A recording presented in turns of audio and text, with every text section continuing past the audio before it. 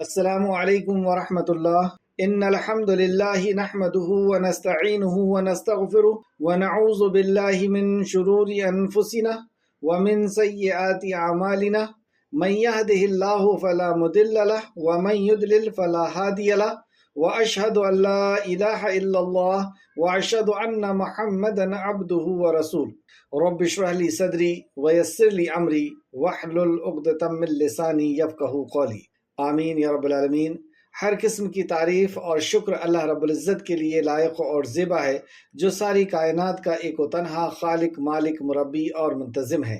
درود و سلام ہو انبیاء اکرام پر، خصوصاً نبی مکرم رحمت للعالمین امام الانبیاء محمد الرسول اللہ صلی اللہ علیہ وسلم پر اور آپ کے اصحاب پر۔ اللہم صلی علی محمد وعلی آل محمد کما صلیت علی ابراہیم وعلی آل ابراہیم انکا حمید مجید۔ اللہم بارک علی محمد وعلی آل محمد کما بارکت علی ابراہیم وعلی آل ابراہیم انکا حمید مجید۔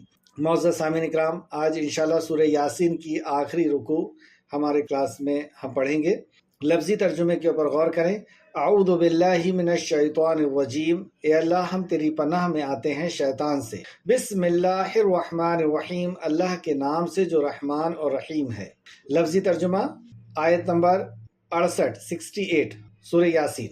وَمَن نُعَمِّرْهُ، اور وہ جو ہم عمر دیتے ہیں اسے، نُنَکِّسْهُ ہم الٹا دیتے ہیں اسے، فی الخلق کی ساخت میں، یعنی اسے پھر سے بچپن کی عمر میں لوٹا دیتے ہیں۔ افلا کیا بھلا نہیں، یعقلون وہ عقل رکھتے، وما اور نہیں، علمناہ سکھایا ہم نے اسے، شعرا یعنی شعر و شاعری، وما اور نہیں، ینبغی وہ زیب دیتا لہو اسے، یعنی نبی کریم صلی اللہ علیہ وسلم کو ہم نے کوئی شعر و شاعری نہیں سکھایا اور یہ اسے زیب بھی نہیں دیتا، یہ اس کی شان کے لائق بھی نہیں ہے۔ ان نہیں ہے ہوا وہ الا مگر ذکر ایک نصیحت، و قرآن مبین اور قرآن واضح، تو یہ شعر و شاعری نہیں ہے، یہ تو اللہ رب العزت کی طرف سے کلام ہے۔ ان نہیں ہے ہوا الا وہ مگر ذکر ایک نصیحت ہے، اور قرآن اور قرآن ہے مبین واضح، لینذرا تاکہ وہ ڈرائے، کیوں ہے یہ قرآن؟ تاکہ وہ ڈرائے من اسے جو کانا ہے حین زندہ، تاکہ وہ اسے ڈرائے جو زندہ ہے۔ اللہ اکبر۔ وَيَحِقَّ اور ثابت ہو جائے، قول بات، علی الکافرین کافروں پر، تاکہ کافروں پر بات پوری ہو جائے، حجت ہو جائے۔ اولم کیا بھلا نہیں، یرو انہوں نے دیکھا، انا بے شک ہم، خلقنا پیدا کیا ہم نے، لہم ان کے لیے، مما اس میں سے جو، عملت بنایا، ایدینا ہمارے ہاتھوں نے، انعامن مویشیوں کو، فہم تو وہ، لہا ان کی، مالکون مالک ہیں، وذللناہا اور مطیع کر دیا ہم نے انہیں، فرما بردار کر دیا ہم نے انہیں، لہم ان کے لیے، فمنہا تو ان میں سے کچھ، رکوبہم سوار ہوتے ہیں ان کے، ومنہا اور ان میں سے کچھ، یاکلون وہ کھاتے ہیں، مطلب کچھ سواریوں میں وہ سوار ہوتے ہیں اور کچھ میں وہ کھاتے ہیں۔ وَلَهُمْ اور ان کے لیے، فیہا ان میں، منافع کئی فائدے ہیں، ومشارب اور پینے کی چیزیں ہیں، افلا کیا پھر نہیں، یشکرون وہ شکر کرتے۔ کچھ نعمتوں کا اللہ نے ذکر کیا اور بدلے میں اللہ نے کیا کہا کہ کیا تم شکر نہیں کرتے؟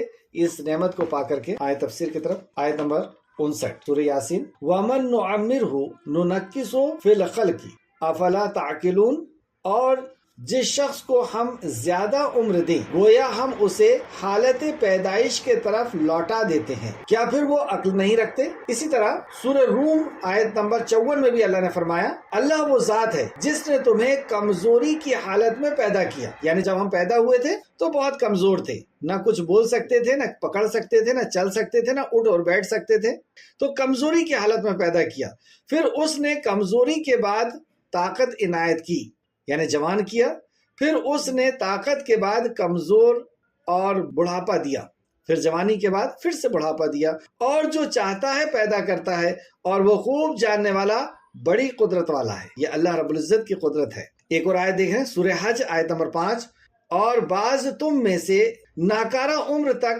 لوٹائے جاتے ہیں، مطلب بعض تم میں سے ناکارہ عمر، بڑھاپے کی عمر تک پہنچائے جاتے ہیں تاکہ وہ بہت سی چیز جاننے کے بعد کچھ نہ جانیں۔ بہت سی چیز یادداشت ان کی ہوتی ہے لیکن ناکارہ عمر میں پہنچ کر کے ان کی یادداشت بھی ختم ہونے لگتی ہے، یعنی وہ کسی کام کے نہیں رہتے۔ آیت پر غور کریں، آیت نمبر 68۔ اور جس شخص کو ہم زیادہ عمر دیں گو ہم اسے حالت پیدائش کے طرف لوٹا دیتے ہیں، کیا پھر وہ عقل نہیں رکھتے؟ عقل سے ہمیں کیا کام لینا چاہیے یہاں پر، یا کس بات کے طرف اللہ رب العزت ہماری عقل کو اپیل کر رہا ہے کہ غور فکر کرو کہ ہمیں کس بات کا غرور ہے، کس بات کا تکبر ہے؟ یہ دنیا اور یہ جو جوانی ہے اس کا تکبر، جبکہ یہ بے وفا ہے۔ تم کچھ بھی کر لو جوانی کو روک نہیں سکتے، اور تمہیں اس عمر تک پہنچنا ہوگا یا تم پہنچ رہے ہو۔ ہر سانسیں تمہاری ناکارہ عمر تک پہنچ رہی ہے۔ اگر اللہ چاہے گا تو ناکارہ عمر تک پہنچا دے گا، اور چاہے گا تو پہلے ہی فوت کر دے گا، پہلے ہی اس دنیا سے رخصت کر دے گا۔ تو کس چیز کا تکبر ہے؟ یہ جسم ہماری ہی نہیں سنتا، اپنے رب کے حکم پر چلتا ہے۔ آگے آیت دیکھیں، اور ہم نے اسے رسول کو شعر و شاعری کہنا نہیں سکھایا اور نہ یہ اس کے لائق ہے۔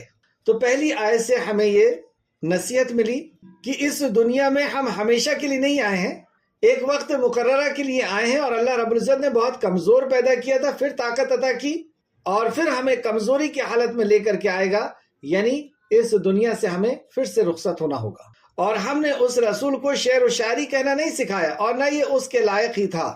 عرب میں سب سے اونچا مقام شعر و شاعری کا تھا، اور اس شخص کو سب سے اونچا مقام دیا جاتا تھا جو شعر و شاعری کہنے میں زیادہ ماہر ہو۔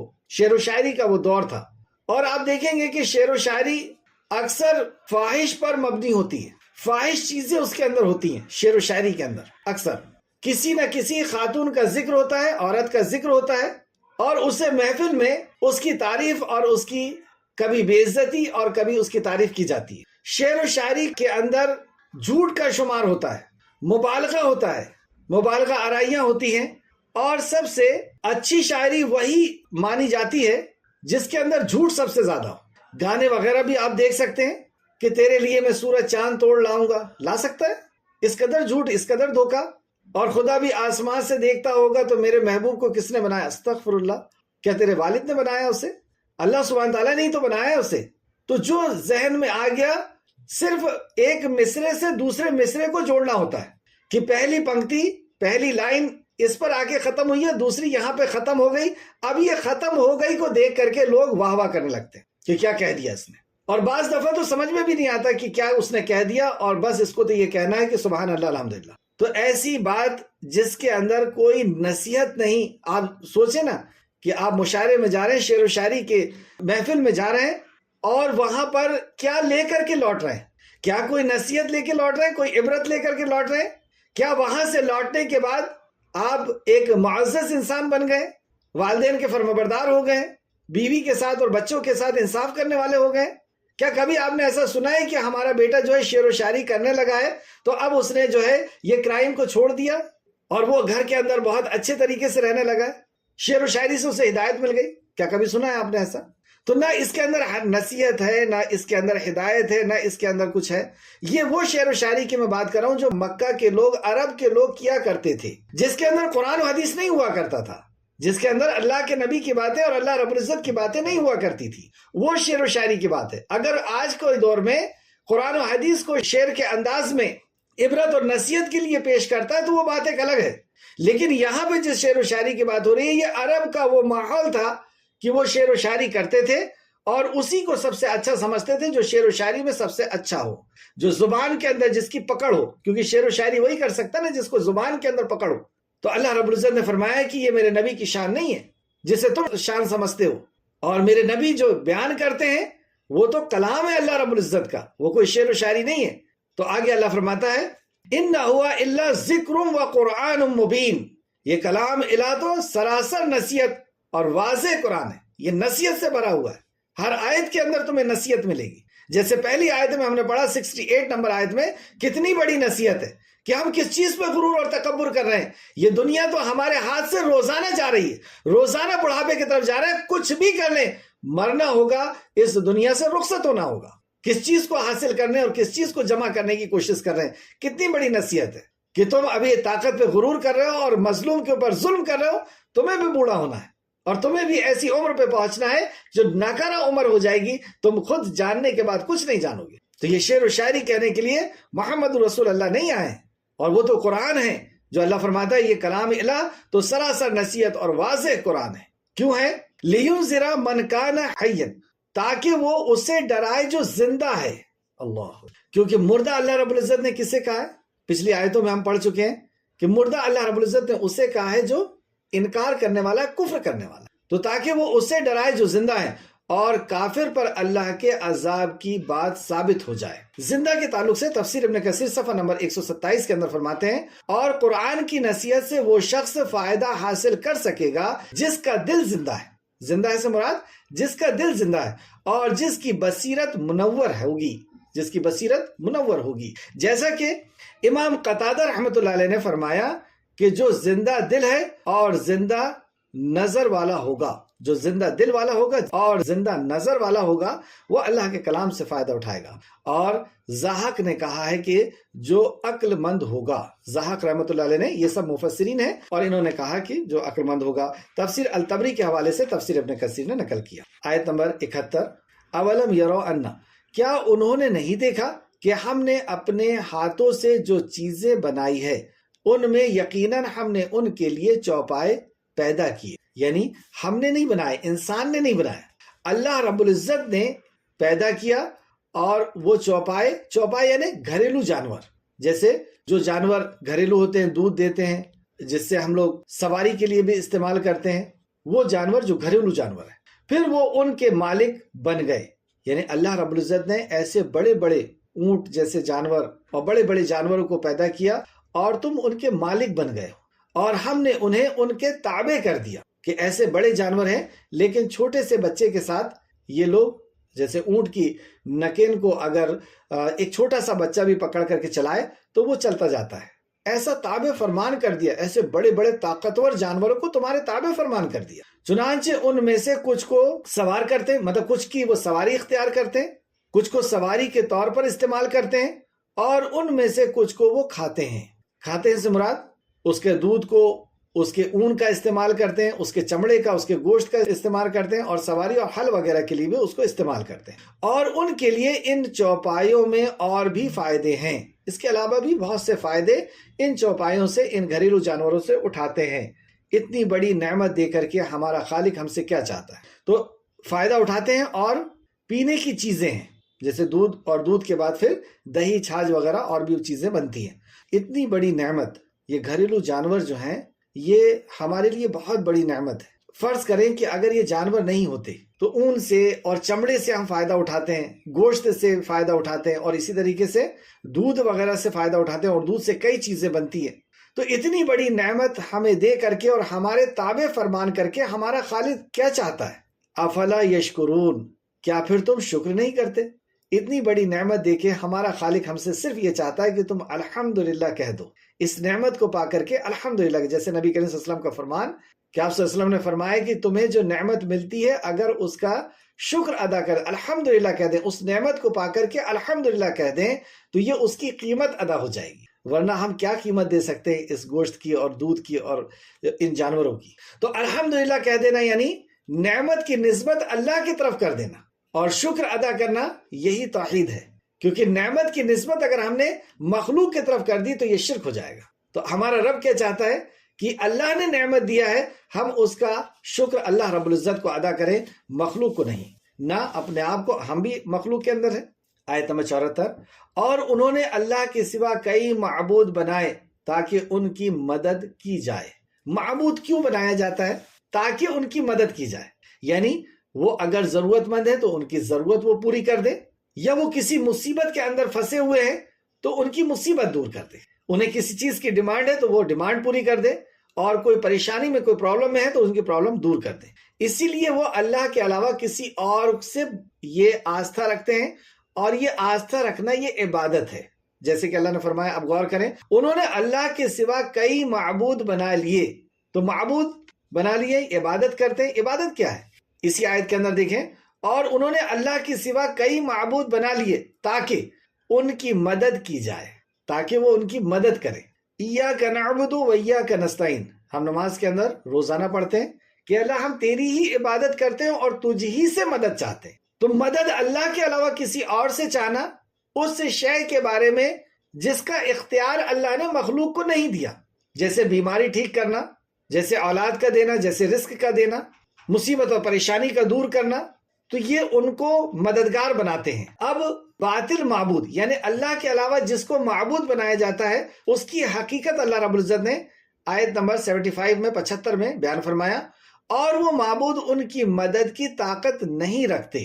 جتنے بھی معبود تم نے بنائے ہو، جیسے کہ خانہ کعبہ کے اندر فرشتوں کو بھی انہوں نے ایک شیپ دے دیا تھا، عورتوں کا شیپ زیادہ تر دیا جاتا ہے، اور آج بھی گرجا گھر وغیرہ میں یہودی اور نصرانی فرشتوں کو عورت کا شیپ دے دیتے ہیں، اور پھر اس کو اللہ رب العزت کی بیٹی کہتے ہیں اور فرشتہ کہتے ہیں۔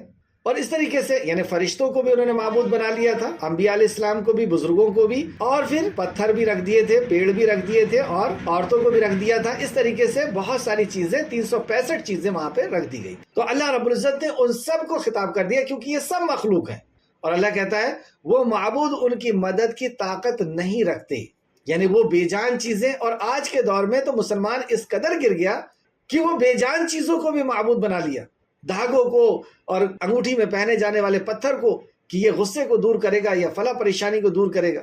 تو اللہ رب العزت نے سب کے لیے فرما دیا، اور یہ اللہ کے کلام میں لکھا ہوا ہے، لا یستطیعون نصرہم، لا ہرگز نہیں ہوگا، اور وہ معبود ان کی مدد کی طاقت نہیں رکھتے، جبکہ وہ مشرکین تو خود ان بتوں کی حاضر باش لشکر ہیں، حاضر باش لشکر بنے ہوئے ہیں۔ محضرون، محضرون کا مطلب ہوتا ہے دنیا میں ان کے پاس حاضر ہونے والے، دنیا میں ان کے پاس حاضر ہونے والے، یعنی ذرا سی کوئی پریشانی ہوئی یا مصیبت آئی یا کوئی چیز کی ضرورت ہے، وہ محضرون ہو جاتے ہیں، ان کے پاس حاضر ہو جانے والے ہو جاتے ہیں، جبکہ وہ ان کو کوئی فائدہ نہیں دے سکتے اور نہ ان کو کوئی نقصان پہنچا سکتے۔ جیسی یہ بات نبی مکرم صلی اللہ علیہ وسلم قرآن کے ذریعے سے کہتے تھے، مشرکین مکہ اور زیادہ آگ ببولا ہو جاتے تھے اور زیادہ غصے میں آ جاتے تھے، اور نبی مکرم کو نقصان پہنچانے کی ہر ممکن کوشش کرتے تھے، اور صرف نقصان پہنچانے کی کوشش کرتے تھے اور انکار کرتے تھے، اور زیادہ ہٹ درمی پہ آتے تھے۔ تو جب یہ ہٹ درمی پہ آتے، انکار کرتے، تو ان کی تباہی اور بربادی نبی مکرم صلی اللہ علیہ وسلم کو نظر آتی کہ یہ ایسے ذلیل ہو رہے ہیں اللہ کی مخلوق کے در پہ جا کر کے، نہ انہیں کوئی ان کی ضرورت پوری ہو رہی ہے، نہ ان کی مصیبت دور ہو رہی ہے، اور ذلیل ہو رہے ہیں، خالق کو چھوڑ کر کے مخلوق کے سامنے سجدہ ریز ہو رہے ہیں، اپنے وقت کو بھی خراب کر رہے ہیں، پیسے کو بھی خراب کر رہے ہیں، اپنی صلاحیت کو بھی خراب کر رہے ہیں، بے عزت الگ ہو رہے ہیں۔ تو نبی مکرم ان کی دنیا اور آخرت کی تباہی کو، اور سب سے بڑا نقصان کیا ہے کہ اللہ کو ناراض کر رہے ہیں، اللہ کے در کو چھوڑ کے کسی اور کے در پہ جا کے اللہ کو ناراض کر رہے ہیں۔ تو یہ ساری چیزیں کہ ان کی دنیا اور آخرت تباہ ہو رہی ہے، اس چیز کو دیکھ کر کے آپ کو تکلیف ہوتی کہ یہ انسانیت کہاں جا رہی ہے۔ تو اللہ رب العزت فرماتا ہے آگے کی آیت میں، آیت نمبر 76 میں، لہٰذا ان کی باتیں آپ کو غمگین نہ کریں، یعنی آپ غم نہ کیجیے۔ تو نبی کریم صلی اللہ علیہ وسلم شرک سے غمگین ہوتے تھے۔ کیا آپ اور میں یہ چاہیں گے کہ ہم رسول اللہ صلی اللہ علیہ وسلم کو غمگین کریں؟ اور اس قدر غم ہوتا کہ سورہ فرقان کی ابتدائی آیت میں، غالباً 6 نمبر کی آیت میں، اللہ فرماتا ہے کہ کیا اپنے آپ کو آپ ہلاک کر لیں گے اگر یہ اس کلام پر ایمان نہیں لائیں گے تو؟ اور کلام میں کیا بیان تھا کہ اللہ ایک ہے، وہی دینے والا، وہی سننے والا، جو ہم پڑھ رہے ہیں یہاں پر۔ اور انہوں نے اللہ کے سوا کئی معبود بنائے تاکہ وہ ان کی مدد کی جائے، اور وہ معبود ان کی مدد کی طاقت نہیں رکھتے، یہ تھا کلام کے اندر، جبکہ وہ ان کے پاس حاضر ہونے والے بن کر کے جو ہے وہ تیار رہتے ہیں۔ تو ایسے ان کے عمل اور ان کی اس عمل کا انجام کو جان کر کے رسول مکرم صلی اللہ علیہ وسلم غمگین ہو جایا کرتے تھے۔ تو اللہ رب العزت نے آپ کو تسلی عطا فرمائی، لہٰذا ان کی باتیں آپ کو غمگین نہ کرے، بلکہ بلا شبہ ہم جانتے ہیں جو کچھ وہ چھپاتے ہیں اور جو ظاہر کرتے ہیں۔ اِنَّا نَعْلَمُ مَا يُسِرُّونَ وَمَا يُعْلِنُونَ، جو ظاہر کرتے ہیں، جو چھپاتے ہیں، ہم اس کو خوب جانتے ہیں۔ تو دین کی طرف بلانے والا لوگوں کی باتوں سے اگر ڈپریس ہو جائے، ڈپریشن میں آ جائے، غمگین ہونے لگ جائے، تو اس کا نقصان کیا ہوگا کہ اصل کام رک جائے گا، حق نہیں پہنچے گا، رفتار کم ہو جائے گی۔ تو اللہ رب العزت نے یہاں پہ دلاسا دی کہ لہٰذا ان کی باتیں آپ کو غمگین نہ کرے، یعنی اس بات پہ غم نہ کرے اور اللہ رب العزت کے پیغام کو ان تک پہنچاتے رہے۔ تو یہاں پر اللہ رب العزت نے باطل معبود کی کمزوری بیان کی کہ وہ ان کی مدد کی طاقت نہیں رکھتے۔ دوسرے مقام پہ فرمایا کہ یہ اتنے کمزور ہیں کہ مکھی ان کے سامنے سے، جو ان کے اوپر چڑھاوا چڑھایا گیا ہے، ان کے سامنے سے اگر لے کر کے بھاگے ان کی چیز جو ان کے لیے چڑھاوا چڑھایا گیا تھا، ان کو تبرک رکھا گیا تھا، تو وہ اس کو بھی واپس لینے کی طاقت نہیں رکھتے۔ اتنے کمزور ہیں کہ اپنی چیز واپس نہیں لے سکتے، جو ان کے سامنے رکھی تھی وہ لے کر جا رہی تھی، اور اتنی حقیر مکھی اتنی حقیر ہوتی ہے، وہ لے کر کے جا رہی تھی، وہ اس کو لے جانے سے روک بھی نہیں سکے اور واپس چھڑا بھی نہیں سکتے۔ تو یہ جب اپنی مدد نہیں کر سکتے تو تمہاری کیا کریں گے؟ اتنے کمزور ہیں یہ۔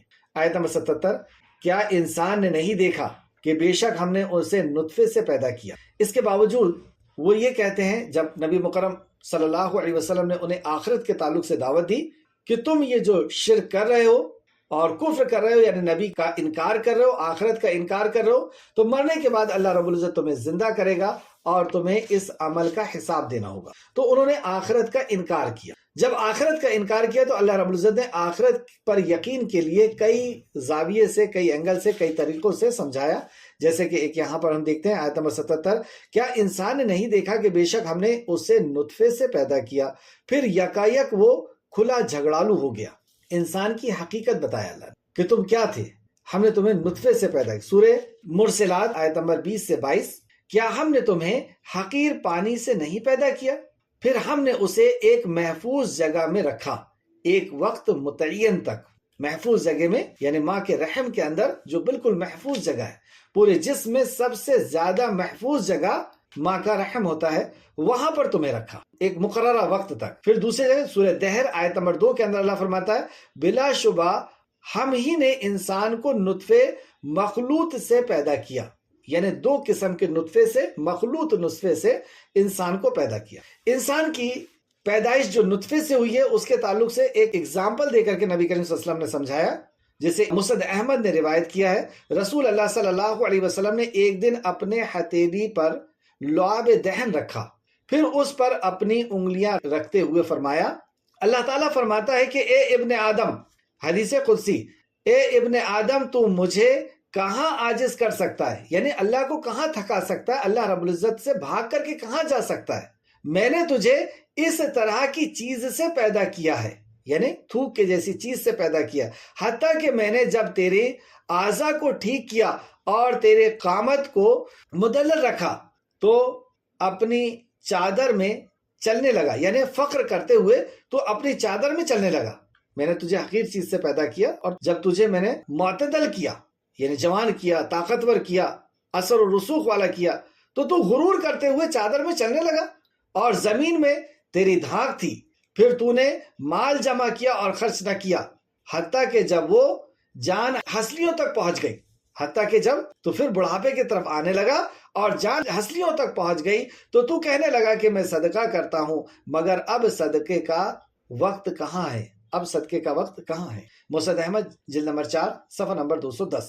تو یہاں سے بتانے کا مقصد یہ تھا کہ اللہ رب العزت نے ہماری اوقات ہمیں بتائی کہ تم جو یہ کہہ رہے ہو کہ اللہ رب العزت جس نے پہلی بار پیدا کیا ہے وہ دوبارہ پیدا نہیں کر سکتا، اپنی پیدائش کے اوپر غور کرو کہ تم تھے کیا اور تمہیں کس چیز سے تمہیں تراشا گیا ہے، اور یہ تم جو ہو اللہ رب العزت کی قدرت کا ایک کتنا بڑا شاہکار ہو، تم اللہ رب العزت کی قدرت کا کتنا بڑا نمونہ ہو۔ کیا انسان نے نہیں دیکھا کہ بے شک ہم نے اسے نطفے سے پیدا کیا، پھر یکایک وہ کھلا جھگڑالو ہو گیا۔ کس طرح کا جھگڑالو؟ آگے دیکھیں، اور اس نے ہمارے لیے ایک مثال بیان کی۔ یہ جھگڑالو ہو گیا، اللہ کے لیے مثال بیان کر۔ کون سی مثال بیان کی اس نے اللہ رب العزت کے لیے؟ وہ آگے آ رہا ہے، اور اس نے ہمارے لیے ایک مثال بیان کی اور وہ اپنی پیدائش کو بھول گیا۔ کیا مثال بیان کی؟ اس نے کہا، ہڈیوں کو کون زندہ کرے گا جبکہ وہ گل سڑ جائے گی، جبکہ وہ بوسیدہ ہو جائے گی تو ہڈیوں کو کون زندہ کرے گا۔ اس کا شان نزول سمجھیں اس آیت کا، صفحہ نمبر 129۔ مجاہد رحمت اللہ علیہ، اکرمہ، عروہ بن زبیر، سدی اور قتادہ رحمت اللہ علیہ نے کہا ہے کہ ابی بن خلف، نام نوٹ کر لیں، ابی بن خلف، اللہ اس پر لعنت کرے، رسول اللہ صلی اللہ علیہ وسلم کے پاس آیا اور اس نے ہاتھ میں ایک بوسیدہ یعنی پرانی جو ٹوٹ رہی ہے، پھوٹ رہی ہے ہڈی پکڑی ہوئی تھی۔ بوسیدہ ہڈی لے کر کے، پرانی ٹوٹی پھوٹی ہڈی لے کر کے پہنچا، وہ اس کی टुकड़े टुकड़े करके हवा में उड़ा रहा था और कह रहा था, यानी वो आपस में उसे रगड़ करके उसके टुकड़े टुकड़े करके हवा में उड़ा रहा था और कह रहा था, अंदाज देखिए उसका, और कह रहा था, ए मोहम्मद, क्या आपका ख्याल है कि अल्लाह ताला इससे बोसीदा हड्डियों को भी दोबारा जिंदा करेगा? क्या आपका ये ख्याल है? आप ऐसा सोचते हैं? हंसी मजाक के अंदाज में कह रहा कि हड्डियां जब इतनी चूरा चूरा हो जाएगी तो क्या अल्लाह इसे फिर से जिंदा करेगा? रसूल अल्लाह सल्लल्लाहु अलैहि वसल्लम ने फरमाया, अल्लाह ताला उसे जिंदा करेगा, फिर उसे मारेगा, फिर तुझे जहन्नम रसीद करेगा, फिर तुझे जहन्नम रसीद करेगा। यानी उबई बिन खलफ को रसूल अल्लाह सल्लल्लाहु अलैहि वसल्लम ने वईद सुनाई जहन्नम की। क्यों वईद सुनाई? क्योंकि उसने आखिरत का इनकार कर दिया कि जब मेरी हड्डियां बोसीदा हो जाएंगी तो उसे कौन जिंदा करेगा। तो रसूल अल्लाह ने फरमाया कि अल्लाह इसे बोसीदा भी करेगा, फिर जिंदा करेगा और फिर तुझे जहन्नम में डालेगा। इस मौके पर सूरह यासीन की आयत नाजिल हुई, अवलम यरल इंसानो अन्ना खलकनाहु मिन नुतफतिन, क्या इंसान ने नहीं देखा कि यकीनन हमने उसे नुतफे से पैदा किया, से लेकर आखिर तक आयत नाजिल हुई। तफसीर अल तबरी के हवाले से नकल किया तफसीर इब्न कसीर ने, तफसीर अल तबरी जिल्द नंबर 38 सफ़ा नंबर 23। और इमाम इब्न अबू हातिम ने हजरत इब्न अब्बास रज़ियल्लाहु अन्हु की रिवायत को बयान किया है कि आस बिन वाइल, ये दूसरा मुशरिक है और आखिरत का इनकार करने वाला है, आस बिन वाइल ने एक हड्डी को पकड़ा और उसे हाथ से रगड़ दिया। फिर उसने रसूल अल्लाह सल्लल्लाहु अलैहि वसल्लम से कहा कि मैं ये जो कुछ देख रहा हूँ, क्या इसके बाद भी अल्लाह ताला इसे जिंदा करेगा? तो रसूल अल्लाह सल्लल्लाहु अलैहि वसल्लम ने फरमाया कि हाँ, अल्लाह ताला इसे उठाएगा, फिर तुझे मारेगा, फिर तुझे जिंदा करेगा, फिर तुझे जहन्नम की आग में दाखिल करेगा। इसे भी रसूल अल्लाह सल्लल्लाहु अलैहि वसल्लम ने आखिरत में जहन्नम की वईद सुना दी। इब्न अब्बास रज़ियल्लाहु अन्हु ने कहा है कि इस मौके पर सूरह यासीन की आखिरी आयतें नाजिल हुई। तो ये दोनों वाक़यात हो सकता है कि एक ही वक्त में हो या अलग अलग भी हो, लेकिन दोनों वाक़या एक आयत का शान नुज़ूल या कुछ आयतों के शान नुज़ूल हो सकते हैं। आखिरत पर यकीन न करना। अब आप देखें कि आखिरत का यकीन नहीं किए थे तो अल्लाह के रसूल ने इन्हें जहन्नम की वईद सुना दी, लेकिन उसके बाद भी इन्होंने पूरी जिंदगी जो है ईमान तो नहीं लाया और झूठा ईमान का दावा भी नहीं किया। अगर ये झूठा भी ईमान का दावा कर देते, क्योंकि इनकी तो जहन में बस ये था कि किसी भी तरीके से इस दीन को हमें गलत साबित कर देना है, कुरान की किसी एक आयत को गलत साबित कर दे, रसूल अल्लाह की किसी एक बात को गलत साबित कर दे। ये आप इस बात पे गौर करें, और ये कितनी बड़ी बात है कि इनके जहन में भी ये बात नहीं आई कि हम झूठा ही इस्लाम का दावा कर देते हैं। अगर हमने झूठा भी इस्लाम का दावा कर दिया तो ये बात जो रसूल अल्लाह ने फरमाई कि तुझे जहन्नम में अल्लाह रब्बुल इज्जत डालेगा, ये बात इनकी झूठी हो जाएगी। तो इनका दिमाग इतना भी नहीं चला और जिंदगी भर ये कुफ्र पे ही रहे और इस्लाम को नीचा दिखाने के लिए या इस्लाम को झुटलाने के लिए झूठा भी इस्लाम का दावा नहीं किया।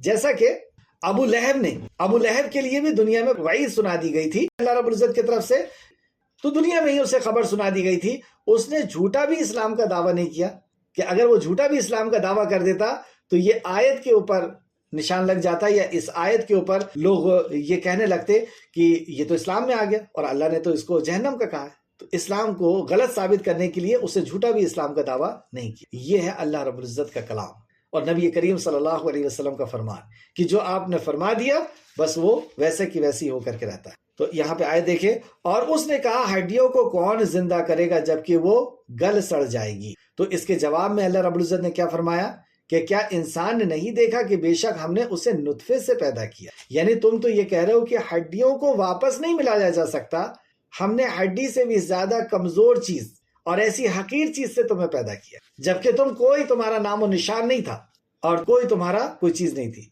तो उसने कहा, आयत नंबर 79, आप कह दीजिए उन्हें वो जिंदा करेगा जिसने उन्हें पहली बार पैदा किया और वो हर तरह के पैदा करने को खूब जानता है। वो अल्लाह पैदा करेगा जिसने उसे पहली बार पैदा किया। तो पहली बार जिसने पैदा करके दिखा दिया उसे दोबारा पैदा करना क्यों मुश्किल है, और वो हर तरह का पैदा करना भी जानता है। आप देख रहे कितने तरीके हैं अल्लाह रब्बुल इज्जत पास मखलूक को पैदा करने के, पेड़ों पौधों को पैदा करने के, तितलियों को पैदा करने के, और परिंदों को पैदा करने के, और मछलियों को पैदा करने के, इंसानों को पैदा करने के। कितने तरीके हैं अल्लाह रब्बुल इज्जत के पास मखलूक को पैदा करने के। तो अल्लाह फरमाता है कि वो कई तरह का पैदा करना जानता है। और अल्लाह जिसने तुम्हारे लिए सब्ज दरख्त से आग बनाया, वो अल्लाह, यानी चकमक से भी कदीम नुस्खा था ये, کہ دو ڈالوں کو رگڑ کر کے، دو پیڑ کی ڈالوں کو رگڑ کر کے اس سے آگ بھڑکائی جاتی تھی، آگ اس سے نکل جاتی تھی۔ جیسے آج بھی آپ دیکھیں بانس کی لکڑی کو اگر آپ جم سے رگڑتے ہیں تو اس کے اندر سے آگ سلگنا شروع ہو جاتی ہے، اور کئی دور میں جنگلوں کے اندر آگ بھی اسی سے لگ جاتی ہے کہ آپس میں وہ لکڑیاں ٹکراتی ہیں اور اس میں آگ نکل جاتی ہے۔ یہ آگ جو اسٹور ہوئی تھی سورج کی روشنی سے اس لکڑی کے اندر وہ اسٹور ہو گئی تھی، اور پھر اس کے بعد وہ بھڑک پڑی۔ کس نے بنایا یہ؟ وہ اللہ جس نے تمہارے لیے سبز درخت سے آگ بنائی، پھر یکا یک تم اس سے آگ سلگا لیتے ہو۔ آج کی کلاس کی آخری 2 آیتیں، اور بہت ہی زیادہ عبرت اور نصیحتیں اس کے اندر چھپی ہوئی ہے۔ اولیس الذی خلق السماوات والارض بقادر علی ان یخلق مثلهم بلا وهو الخلاق العلیم۔ کیا وہ اللہ جس نے آسمان اور زمین کو پیدا کیا اس بات پر قادر نہیں کہ وہ ان جیسے انسان پیدا کرے؟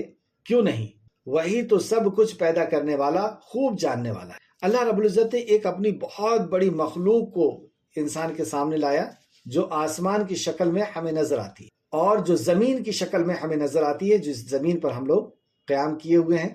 اس کا بنانا بڑا ہے یا تمہارا پھر سے پیدا کرنا بڑا ہے؟ یہ یہاں پر سمجھانے کا مقصد ہے کہ جس رب نے آسمان اور زمین کو بنایا ہے، کیا وہ تمہیں پھر سے نہیں بنا سکتا؟ یعنی زمین و آسمان کا بنانا یہ بہت بڑی چیز تھی۔ جیسے کہ سورہ احقاف آیت نمبر 33 میں بھی اللہ نے فرمایا، کیا انہوں نے نہیں دیکھا کہ بے شک کہ جس اللہ نے آسمان اور زمین کو پیدا کیا اور پیدا کرنے سے اکتایا بھی نہیں، زمین و آسمان جیسی بڑی مخلوق کو پیدا کر کے وہ اکتایا بھی نہیں، وہ اس بات پر بھی قادر ہے کہ مردوں کو زندہ کر دی، وہ اس بات پر خوب قادر ہے۔ ہاں بلا شبہ وہ ہر چیز پر خوب اچھی طرح سے قادر ہے۔ تو کیا وہ اللہ جس نے آسمان اور زمین کو پیدا کیا اس بات پر قادر نہیں کہ وہ ان جیسی انسان پیدا کر دے؟ کیوں نہیں، وہ تو سب کچھ پیدا کرنے والا اور خوب جاننے والا ہے۔ تو پیدا کیسے کرتا ہے اللہ رب العزت؟ ان مخلوق کو اللہ رب العزت کی قدرت دیکھیں کس طرح سے اللہ نے پیدا کیا۔ انما امرہ اذا اراد شیئا ان یقول لہ کن فیکون، کن فیکون، جب وہ کسی چیز کا ارادہ کرتا ہے تو بس اس کا حکم صرف یہ ہوتا ہے کہ وہ اس سے کہتا ہے کن ہو فیکون، تو وہ ہو جاتی ہے۔ ایسا قادر ہے ہمارا رب، اتنی بڑی کائنات کو اس نے اپنے حکم سے پیدا کیا، اپنے کن سے پیدا کیا، اور یہاں تک کہ ہم جو بول رہے ہیں، سن رہے ہیں، جان رہے ہیں، دیکھ رہے ہیں، یہ بھی اس رب کا حکم ہے۔ جیسے کہ نبی صلی اللہ علیہ وسلم سے یہودیوں نے آ کر کے سوال کیا، اور انہیں یہ پتا تھا کہ اس سوال کا جواب سوائے نبی کی اور کوئی نہیں دے سکے گا، اور انہوں نے سوال کیا کہ روح کیا ہے؟ تو اللہ رب العزت نے وحی نازل کی، قل الروح، یہ آپ سے روح کے بارے میں سوال کرتے ہیں، قل الروح من امر ربی، یہ اللہ کا امر ہے، اللہ کا حکم ہے۔ تو اللہ رب العزت کی قدرت، اللہ کی مخلوق کو ہم نہیں جان پاتے ہیں، تو اللہ رب العزت کی قدرت یا اللہ رب العزت کے علم، اللہ رب العزت کی حکمت کو ہم کہاں اس تک پہنچ پائیں گے؟ بس ہمیں ایمان لانا ہے کہ ہمارا رب واقعی ایسی قدرت، اور یہ کائنات کو دیکھ کر کے بھی ہمیں یقین ہوتا ہے کہ واقعی اللہ رب العزت ہر چیز پر قادر ہے۔ اللہ رب العزت اپنے حکم سے کیسے پیدا کر دیتا ہے، اس تعلق سے ایک حدیث دیکھیں جو اس آیت کی تفسیر میں تفسیر ابن کثیر نے لائے ہیں، اور امام احمد رحمۃ اللہ علیہ نے ابو ذر رضی اللہ عنہ سے روایت کیا ہے کہ رسول اللہ صلی اللہ علیہ وسلم نے فرمایا، یقیناً اللہ تعالیٰ ارشاد فرماتا ہے کہ اے میرے بندوں، تم میں سے ہر شخص گناہ گار ہے سوائے اسے جسے میں بچا لوں۔ تم میں سے ہر شخص گناہ گار ہے سوائے اسے جسے میں بچا لوں۔ تو ہمیں اللہ سے دعا کرنا چاہیے کہ اللہ ہمیں گناہوں سے تو بچا لے، لا حول ولا قوت الا باللہ۔ آگے فرمایا، تو تم مجھ سے گناہوں کی بخشش مانگو۔ تو گناہوں کی ہمیں اللہ سے بخشش مانگنا چاہیے۔ لا الہ الا انت سبحانک انی کنت من الظالمین، ربنا ظلمنا انفسنا وان لم تغفر لنا وترحمنا لنکونن من الخاسرین۔ جب ہم بخشش مانگتے ہیں اللہ رب العزت سے تو اللہ فرماتا ہے میں تمہیں معاف فرما دوں گا، سبحان اللہ، اور تم میں سے ہر ایک فقیر ہے سوائے اس کے جسے میں غنی کر دوں۔ یعنی ہمیں غنی بننے میں ہمارا کوئی ٹیلنٹ، ہماری کوئی طاقت، ہماری کوئی صلاحیت، ڈگری یا کوئی مخلوق، کسی کا بھی اس کے اندر عمل اور دخل نہیں ہے۔ یہ اللہ رب العزت کی عطا ہے کہ اللہ فقیر سے غنی کر دے۔ ہمیں پیدا تو اللہ رب العزت ایسے ہی کرتا ہے، خالی ہاتھ ہم اس دنیا کے اندر آتے ہیں اور کمزور آتے ہیں، لیکن اللہ رب العزت جسے چاہتا ہے طاقتور بھی بناتا ہے اور دولت مند بھی بناتا ہے۔ تو اللہ فرماتا ہے اور تم میں سے ہر ایک فقیر ہے سوائے اس کے جسے میں غنی کر دوں۔ یعنی کوئی اور غنی کرنے والا نہیں ہے. بے شک میں جواد ہوں، ماجد ہوں اور واحد ہوں، میں وہ کرتا ہوں جو میں چاہتا ہوں. سبحان اللہ. اللہ رب العزت جو چاہتا، دنیا اس کی، حکم اس کا، اسے کسی سے مشورہ کرنے کی اور کسی کو بتانے کی اور سننے کی ضرورت نہیں. اللہ جو چاہتا ہے وہ کرتا ہے. اگر مجھے عطا کرنا ہے تو میں فرما دیتا ہوں، عذاب دینا ہے تو میں فرما دیتا ہوں. اور جب کسی بھی چیز کا ارادہ کرتا ہوں تو بس اسے فرما دیتا ہوں کن فیکون، ہو تو وہ ہو جاتی ہے. مسند احمد جلد نمبر 5 صفحہ نمبر 177. تو ہمارا رب ایسا خالق ہے. تو یہ جب ہم دعا کریں تو اس چیز کو ہم اپنے ذہن میں رکھیں کہ ہم جس رب سے اپنی ضرورت کو مانگ رہے ہیں، جس مصیبت سے پناہ چاہ رہے ہیں، میرا رب ایسا قادر ہے کہ وہ صرف کہہ دے کن تو میری بڑی سے بڑی پریشانی، کیسی ہی مصیبت ہو، کیسی ہی بیماری ہو، کیسا ہی دشمنوں کا جال ہو یا دشمنوں کی طرف سے لگائے ہوئے الزامات ہو، کیسی بھی پریشانی ہو، میرا رب جس سے میں مانگ رہا ہوں، جس سے میں مانگ رہی ہوں، میں اس رب سے مانگ رہی ہوں کہ جس کی شان یہ ہے کہ وہ کن کہہ دے اور یہ ساری میری پریشانی کو دور کر دے. تو ہمیں اللہ رب العزت سے اس وسیلے کے ساتھ بھی دعا کرنا چاہیے کہ اللہ تیرے اس صفت کے ساتھ ہم تجھ سے دعا کرتے ہیں اور اس وسیلے کے ساتھ کہ اے اللہ ہم صرف تجھ سے مانگنے والے، تیرے در کے علاوہ کسی اور در پہ نہیں جاتے. اے اللہ ہمیں یقین ہے کہ صرف تو دینے والا ہے، تیرے علاوہ کوئی اور ہمیں عطا نہیں کر سکتا. اے اللہ ہم تجھ سے مانگتے ہیں، اے اللہ یہ پریشانی تیرے لیے ہٹانا ایسا ہے کہ تو صرف یہ کہہ دے کن تو میری یہ بڑی پریشانی اے اللہ دور ہو جائے گی. تو اس انداز سے ہمیں اللہ رب العزت کے سامنے اپنی عرضی کو پیش کرنا چاہیے، جیسا کہ آگے اللہ سبحانہ وتعالی فرماتا ہے اور سورہ یاسین کی آخری آیت فَسُبْحَانَ الَّذِي، چنانچہ پاک ہے وہ اللہ جس کے ہاتھ میں ہر چیز کی بادشاہی ہے. جو بادشاہ ہے وہی دے سکتا ہے اور وہی لے سکتا ہے. تو پاک ہے وہ ذات. جو عیب تم لگاتے ہو کہ اللہ نہیں دے سکتا اسی لیے وہ کسی اور کے پاس جاتے ہو. اللہ رحمان نہیں ہے. بعض لوگ کیا کہتے ہیں کہ ہم بہت گنہگار ہیں، اللہ رب العزت ہماری نہیں سنے گا اس لیے ہم فلاں کے پاس جاتے ہیں. یعنی اللہ سے زیادہ رحمان وہ ہے. یہ عیب لگانا ہے اللہ کے اوپر. اللہ رحمان ہے.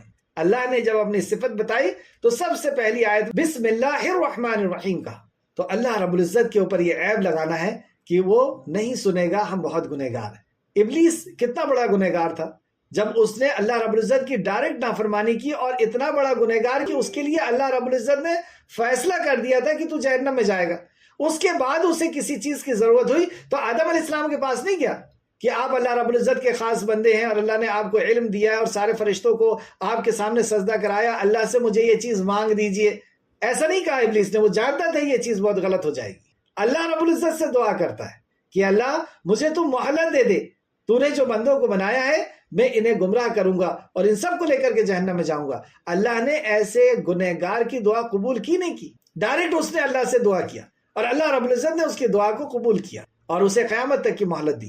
تو یہ اللہ رب العزت فرمایا وَسُبْحَانَ الَّذِي، اللہ پاک ہے. جس قسم کا بھی یہ عیب لگاتے ہیں، یہ عیب نہیں ہے کہ ہم اللہ کا شریک مقرر کریں. شریک، ہم کسی کو اپنے بزنس میں شریک کرتے ہیں، پارٹنر بناتے ہیں. کیوں بناتے ہیں؟ پارٹنر بنانا یہ اس بات کی دلیل ہے کہ انسان کمزور ہے. یا تو اس کے پاس سرمایہ نہیں ہے، دولت نہیں ہے، یا اس کے پاس اسپیس نہیں ہے جہاں پہ اسے بزنس کرنا ہے، یا اس کو بزنس ٹرک نہیں ہے، اس کو بزنس کا جو کاروبار کا اس کو تعلیم نہیں ہے، اس کے تعلق سے نالج نہیں ہے. کچھ نہ کچھ کمزوری ہوتی ہے، اس لیے وہ کسی کو شریک کرتا ہے، پارٹنر بناتا ہے اپنے بزنس میں. تو اللہ رب العزت کا شریک کر کے اللہ کو تم کمزور ثابت کر رہا کہ اللہ نہیں چلا سکتا اتنا بڑا نظام اکیلا. اولاد دینے کے لیے اسے کسی کو رکھنا ہوگا، بارش برسانے کے لیے کسی کو رکھنا ہوگا. جیسے مشرکین مکہ نے الگ الگ بت بنا لیے تھے، یہ بارش دینے کے لیے، یہ اولاد دینے کے لیے، یہ ہماری فصل کی حفاظت کرنے کے لیے، یہ ہمیں جو ہے دشمنوں سے حفاظت کرنے کے لیے، اور سب کے سامنے چڑھاوا چڑھانا اور منتیں ماننا اور سجدہ کرنا اور طواف کرنا اور دعائیں کرنا، یہ سب کیا کرتے تھے. تو اللہ رب العزت کے اوپر یہ عیب لگانا ہے. تو اللہ رب العزت پاک ہے. وَسُبْحَانَ الَّذِي بِيَدِهِ، اس نے اپنی شان بتائی بِيَدِهِ الْمُلْكُ، کہ اس کے ہاتھ میں ملک کی بادشاہت. جیسے کہ سورہ ملک کی آیت نمبر 1 میں بھی فرمایا تبارک الذی، بابرکت ہے وہ ذات. اور اس کی برکت، اللہ اکبر، کیسی اس کی برکت ہے کہ کسی بھی چیز میں اس کی کمی نہیں. جب سے دنیا بنی ہے مخلوق کو کھلا رہا ہے، پلا رہا ہے. نہ اس کے پانی میں کمی آئی، نہ اس کے کھانے میں کمی آئی. اس کی برکت کہ انسان اتنے بنا دیا اس نے، لیکن کبھی کسی کا چہرہ کسی کے چہرے سے نہیں ملتا. آواز تک نہیں ملتی، ساؤنڈ نہیں ملتا، فنگر پرنٹس نہیں ملتے، آئرس نہیں ملتا. کیسا خزانہ ہے اس کے پاس ہر چیز کا، انلمیٹڈ. اللہ اکبر. تو تبارک الذی بیدہ الملک، جس کے ہاتھ میں ملک کی بادشاہت ہے. تو جس کے ہاتھ میں بادشاہت ہے وہی جو ہے ضرورت پوری کر سکتا ہے اور مصیبت دور کر سکتا ہے. اور وہ پاک ہے جو تم عیب لگاتے ہو اس کے. اور پھر خبردار کر دیا. آیت کو پھر دیکھیں، چنانچہ پاک ہے وہ اللہ جس کے ہاتھ میں ہر چیز کی بادشاہت ہے. وَإِلَيْهِ تُرْجَعُونَ، اور اس کے طرف تم لوٹائے جاؤ گے. خبردار ہو جاؤ، جو تم اللہ کے اوپر عیب لگا رہے ہو، اللہ کو کمزور ثابت کر رہے ہو، تم لوٹ کر کے اس کے سامنے جاؤ گے. پھر وہ بتائے گا میں نے اکیلے بنایا تھا تمہیں. اور پھر اس جرم کا جو بدلہ ہے اللہ رب العزت نے قرآن میں اور بھی کئی مقام کے اندر فرما دیا کہ میں اس شرک کو معاف نہیں کروں گا.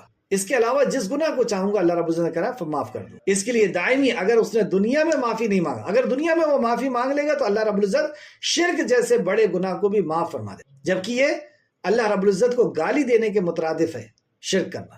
اور ایسے شخص کو اللہ نے شر البریہ کہا، بدترین مخلوق کہا. لیکن اس کے باوجود بھی اللہ رب العزت کیسا رحمان الرحیم ہے کہ سورہ نمبر 9 سورہ توبہ کے اندر اللہ رب العزت نے فرمایا کہ اگر وہ توبہ کر لیتے ہیں تو اللہ رب العزت انہیں معاف کر دے گا. لیکن اگر توبہ کیے بغیر شرک کی حالت میں مر گئے تو اللہ رب العزت معاف نہیں کرے گا. آخر میں اللہ رب العزت سے دعا ہے کہ خالق کے مالک، جو کچھ بھی ہم نے پڑھا اس میں جو نصیحتیں اور جو عبرتیں ہیں اے اللہ، اس کو ہمیں سمجھنے اور اس کے مطابق زندگی جینے کی اے اللہ رب العزت تو ہمیں توفیق عطا فرما. جب تک ہمیں زندہ رکھ، ایمان، اخلاص اور عمل صالح کے ساتھ زندہ رکھ. ہمارا خاتمہ بالخیر فرما دے اور نیکوکاروں کے ساتھ ہمارا شمار فرما دے.